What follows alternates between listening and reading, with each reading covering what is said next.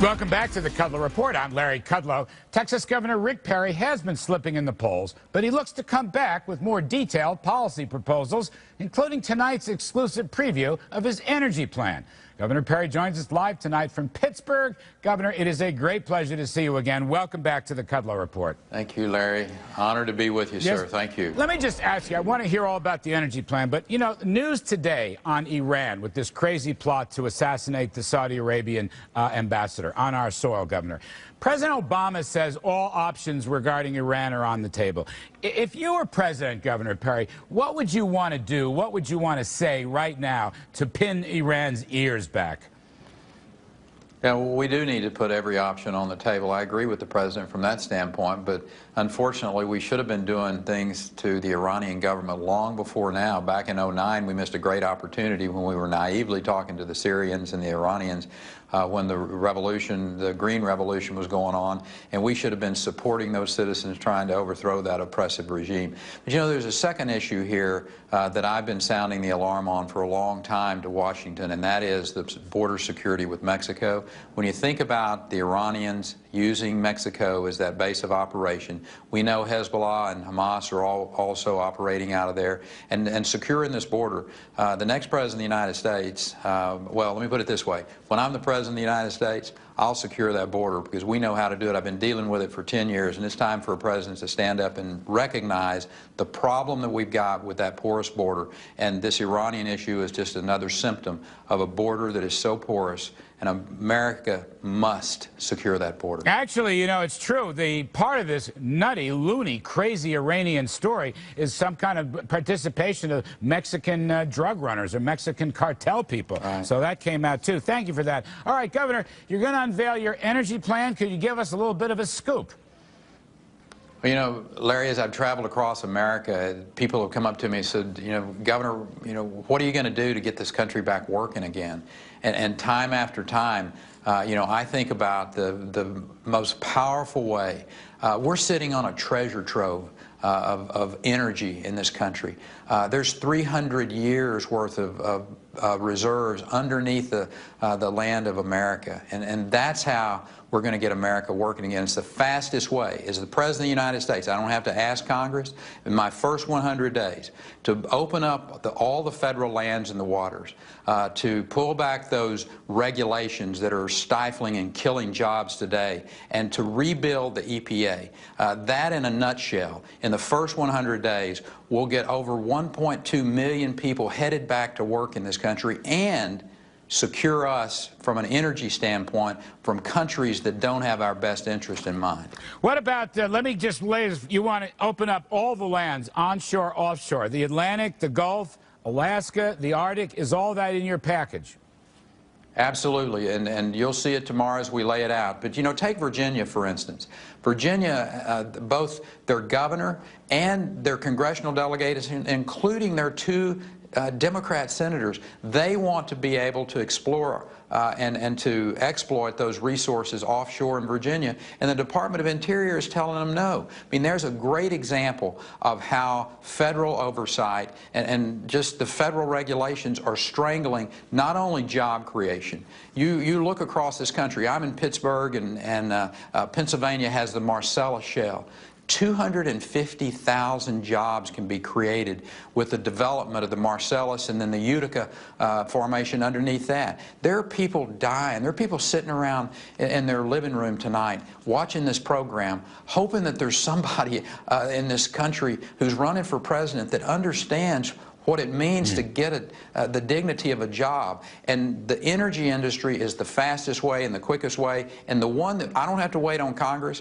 I can move unilaterally to open up those lands, to pull those regulations back that are killing jobs, and to rebuild that EPA where that it truly is then an agency that's about protecting the environment. At the same time, we can get this country energy independent All right, everyone asks me, and I got to ask this of you. Okay, you've got an energy plan. The likelihood is very strong that it would be a big job creator. I agree with that. I think the logic is good.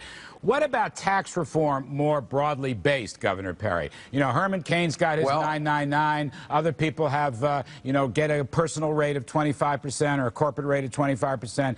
You're from a zero income tax state, but everybody wants to know what Rick Perry's tax program is going to be. Well, and that's phase two, Larry, and I'm not going to just lay it all out for you tonight. I'm going to have you come back and let us do this again when we lay phase two out. But I think it's important for us to really focus on the first phase of my economic plan and jobs plan and getting America working again. And the real issue here is that we have these resources that this administration has clearly stated, and being in bed with the environmental activists, that they are not going to allow for America to produce these resources. And we've got millions of people out of work. 14 million Americans are out of work. And here's a way to get Americans working again in good, high-paying jobs and to make this country substantially more energy secure. Right. That's what my plan is, and that's what I'm going to do in the first 100 days as a president of the United States. All right, let me go on to some other stuff. We're going to wait on tax reform. What about health care stuff? People want to know what your reform of health care would be, and I specifically want to ask you a vignette from the debate that we had the other night. Governor Romney kind of pounded you. He said that your your kid's uninsured rate, 1 million kids uninsured, is the highest percentage in the country. You didn't really respond to what Romney said, and I'd like to see if you'd respond to it tonight on this kids who are not insured for health care. Sure. Every person in Texas has access to health care. And I think that's an issue that all too often gets lost in the debate. The states have the decisions to make on whether or not they're going to have wide sweeping insurance programs. Certainly, Governor Romney made sure that everybody in Massachusetts was covered, and it also cost 18,000 jobs, and it cost $8 billion. Now, if that's his idea, and actually it is, because Romney Care was the model for Obamacare. I mean, his own economic advisor, Mr. Glenn Hubbard, said as much, that Obamacare was modeled on Romney Care. But what can you do? If that's the answer. What can you do about the uninsured kids in Texas? Well, the issue is that the state of Texas takes care of these young people, and that should be the state's. Don't try to force from Washington, D.C. how to deliver health care. And I'll give you one example, Medicaid. We know that with our Medicaid populations, we could expand and have substantially better coverage, more options, and more people covered. But Washington, D.C. has strings attached. They won't give you the waivers that you need to have that flexibility.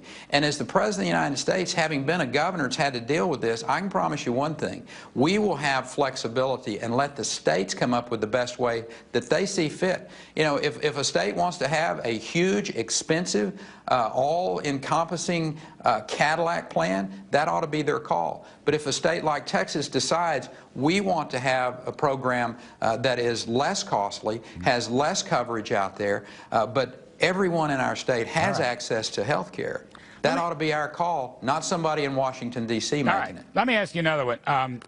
Mr. Romney said at the debate the other night that he favored the bank bailout, the Wall Street bailout, and the TARP bailout. I want to ask you two things, Governor. Number one, do you agree? Did you favor the bank bailout and TARP and the Wall Street bailout?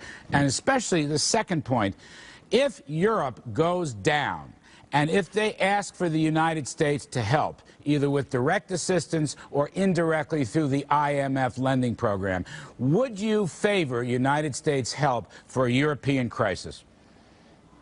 Well, let me address the first issue that you brought up.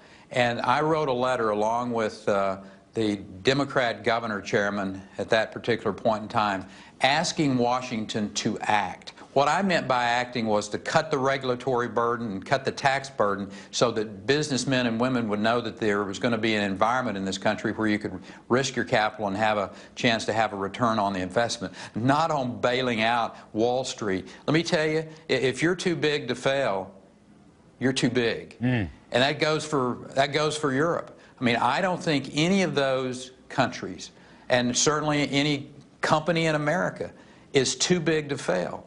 We need to have responsible spending in this country, and the Europeans need to understand that just as well. America is not here to bail out people who make bad economic decisions.